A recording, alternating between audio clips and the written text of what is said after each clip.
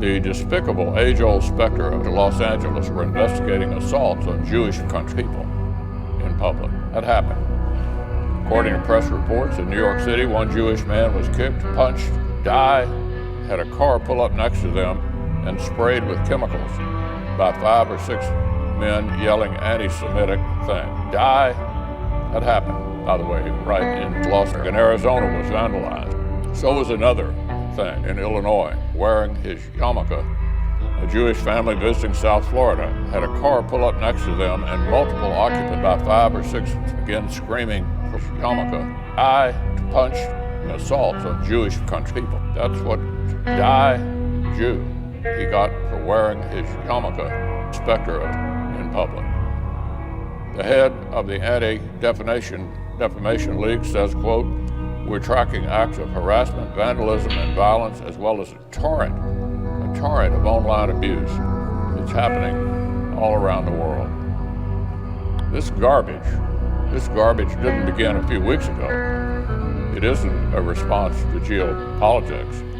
This hatred long predates the recent fighting between Israel and Hamas, and it hasn't gone anywhere since the ceasefire.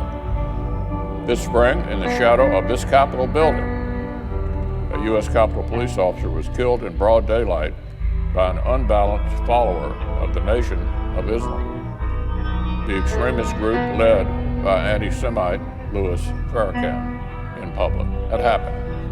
This trash should be the easiest thing in the world for every person in a leadership position to call out, wearing his yarmulke.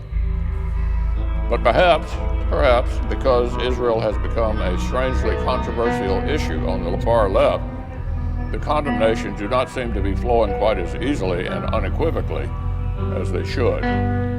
Yesterday, a Democratic congressman from Minnesota tweeted this, quote, "I'll say the quiet part out loud.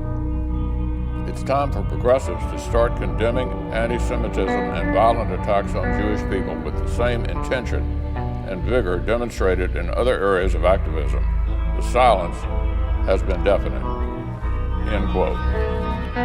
I couldn't say it better myself, Mr. President.